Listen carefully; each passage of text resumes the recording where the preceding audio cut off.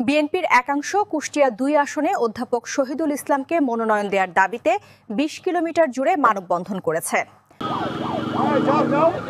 কুষ্টিয়া ২ মিরপুর ভেড়ামেরা আসনের সাবেক সংসদ সদস্য অধ্যাপক শহীদুল ইসলামকে মনোনয়ন দেওয়ার দাবিতে মানববন্ধন করেছে বিএনপির একাংশ।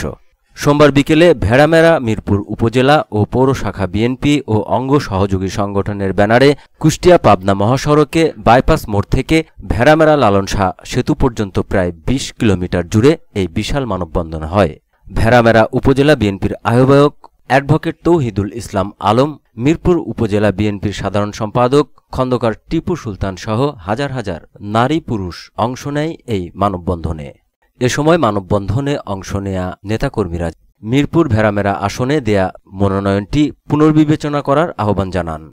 কোন নেতা অধ্যাপক শহীদুল ইসলাম সাহেব ৩ বারের এমপি ছিলেন, সাবেক এমপি, ওনাকে নমিনেশন দেয়নি। আমরা ওনার নমিনেশনের পাওয়ার জন্যই আমরা আজকের এই মানববন্ধন করি।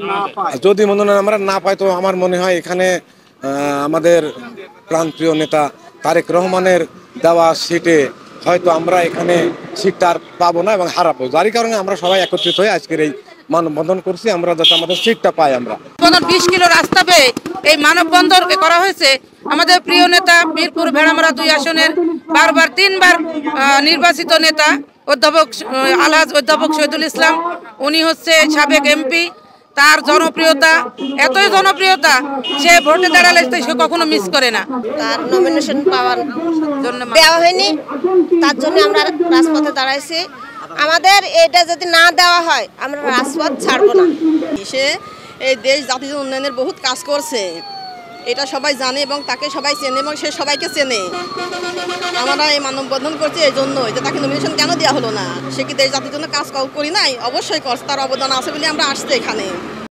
উল্লেখ্য, কুষ্টিয়া ২ মিরপুর ভেড়ামেরা আসনে বিএনপির জাতীয় নির্বাহী কমিটির সদস্য ব্যারিস্টার রাগিব রউফ চৌধুরীকে দলীয় মনোনয়ন দেওয়া হয়েছে।